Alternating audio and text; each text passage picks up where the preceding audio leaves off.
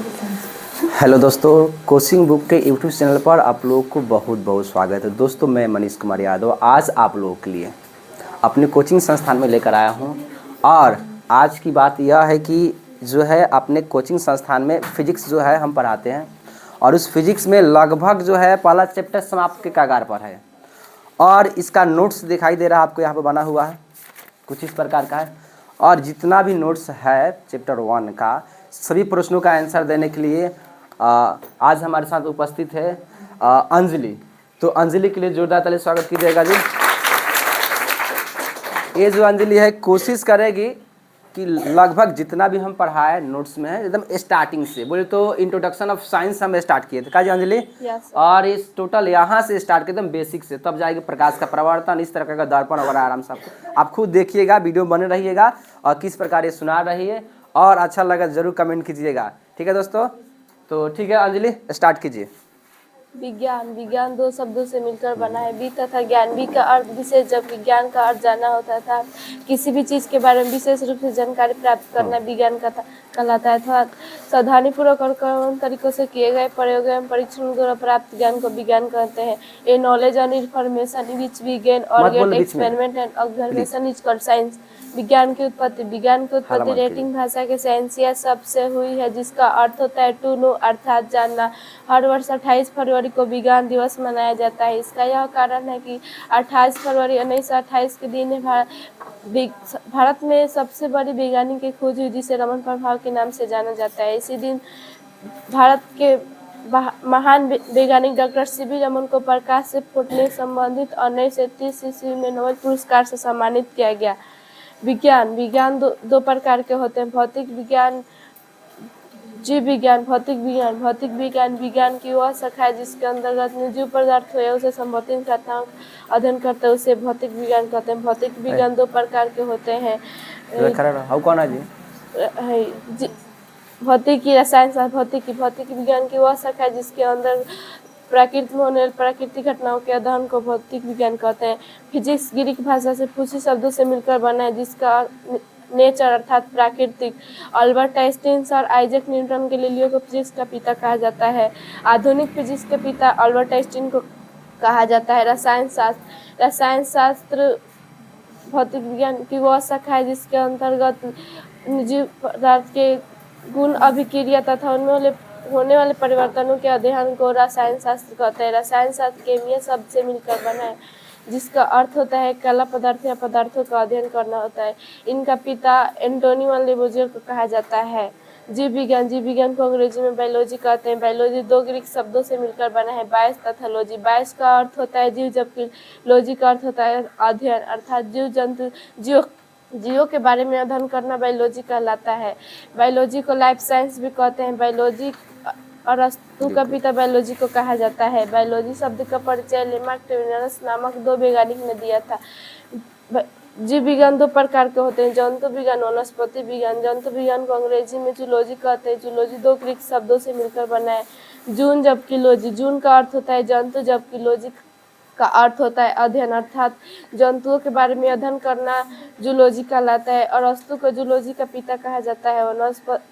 वनस्पति को अंग्रेजी में बॉटनी कहते हैं। बॉटनी दो ग्रीक शब्दों से मिलकर बना है, बॉटनी जबकि लॉजी। बॉटनी का अर्थ होता है पेड़ पौधे, जबकि लॉजी का अर्थ होता है अध्ययन, अर्थात पेड़ पौधे के बारे में अध्ययन करना बॉटनी कहलाता है। बॉटनी थियोफ्रेटस का पिता बॉटनी को जोर से कहा जाता है।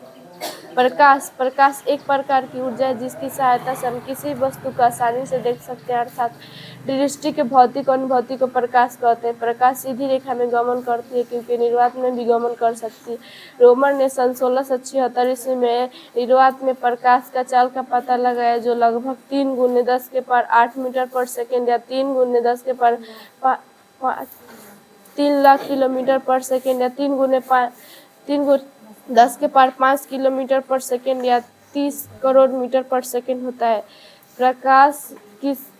प्रकाश तरंगदैर्घ्य पर निर्भर रहता है। प्रकाश सीधी रेखा में गमन करती है,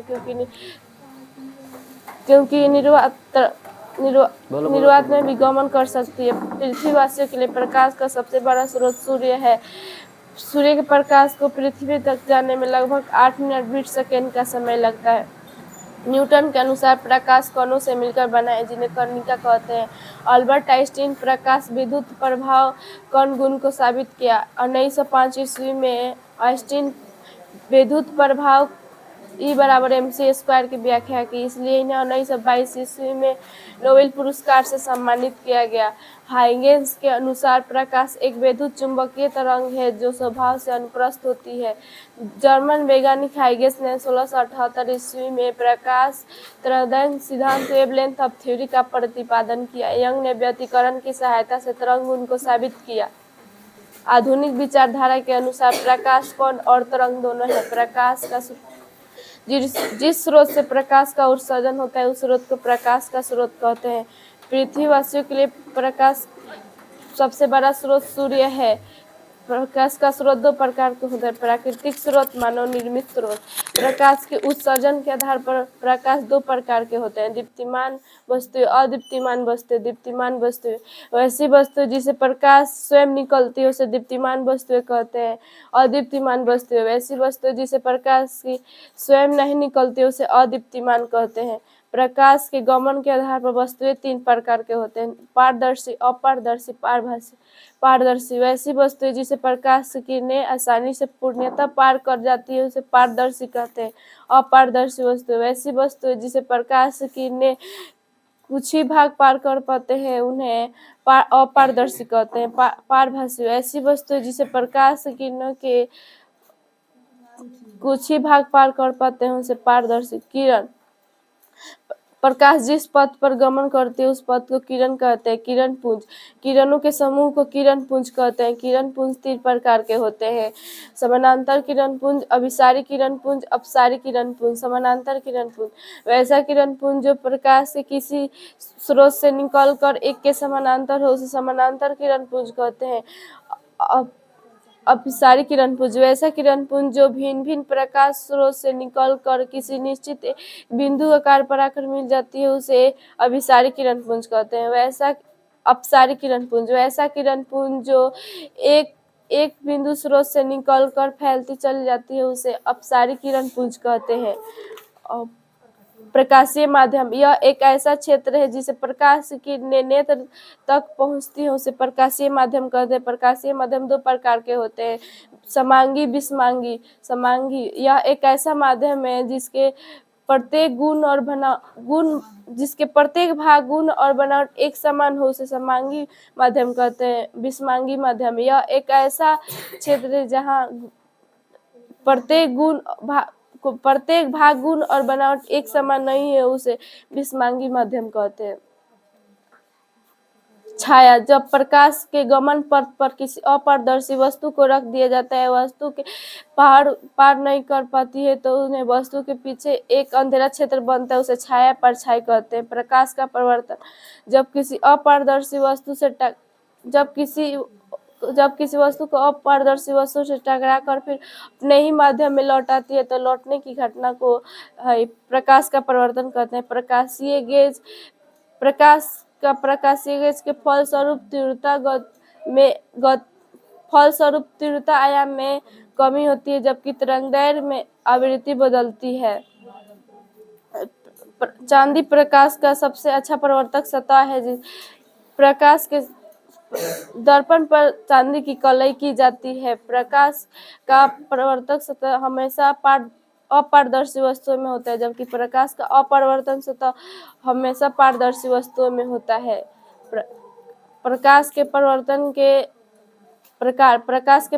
के दो प्रकार होते हैं, नियमित परावर्तन और अनियमित परावर्तन। वैसा परावर्तन जो चिकना और चमकीला हो उसे नियमित परावर्तन कहते हैं। अनियमित परावर्तन वैसा परावर्तन जिसका परावर्तक सतह रुखरी या खुरदरी हो उसे अनियमित परावर्तन कहते हैं।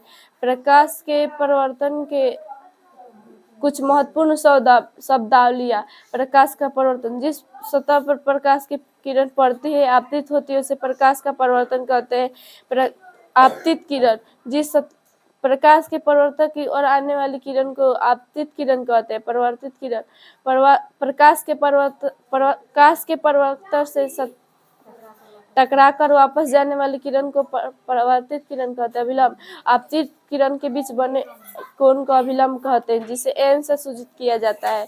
आपतन बिंदु आपतित किरण परावर्तित सतह से जिस बिंदु पर आखिर मिलती है उसे आपतन बिंदु कहते हैं। परावर्तन कोण आपतन कोण और अभिलंब के बीच बने कोण को आपतन कोण कहते हैं।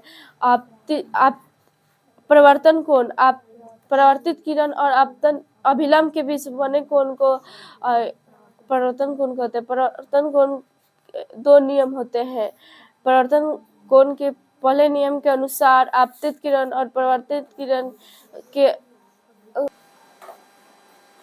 प्रकाश के परिवर्तन के दूसरे नियम के अनुसार आपतन कोण परावर्तन कोण दोनों बराबर होते हैं, अर्थात कोण I बराबर कोण R। विचलन कोण आपतित किरण और परावर्तित किरण के बीच आपतित किरण पर डाला गया लंब परावर्तित किरण के बीच बने कोण को विचलन कोण कहते हैं, जिसे डेल्टा द्वारा सूचित किया जाता है। इस विचलन कोण दो तरीके से होते हैं, घड़ी के दिशा में और घड़ी के विपरीत दिशा में।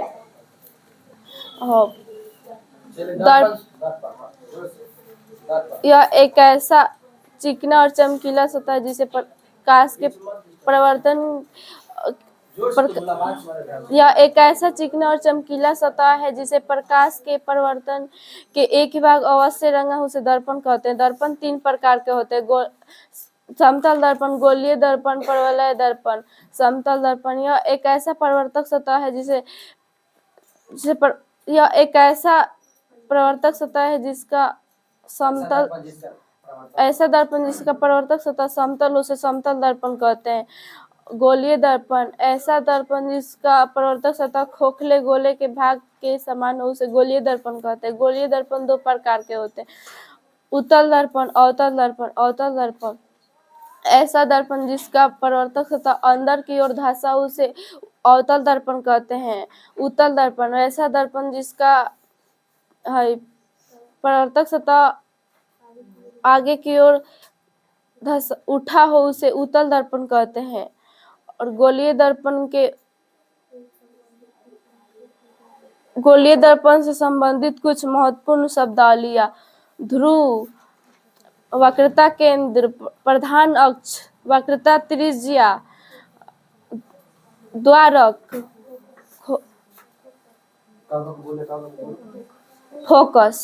फोकस दूरी। ध्रुव बता, ध्रुव। अवतल दर्पण के मध्य बिंदु को ध्रुव कहते हैं। और ध्रुव के समानांतर रेखा को प्रधान अक्ष कहते हैं। और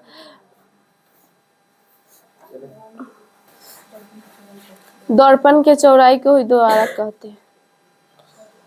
चलिए, बहुत बढ़िया जी।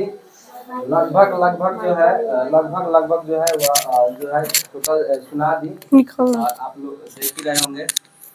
और बहुत बढ़िया जी। तो अंजलि के एक बार जोरदार स्वागत कीजिए, बैठा लीजिएगा।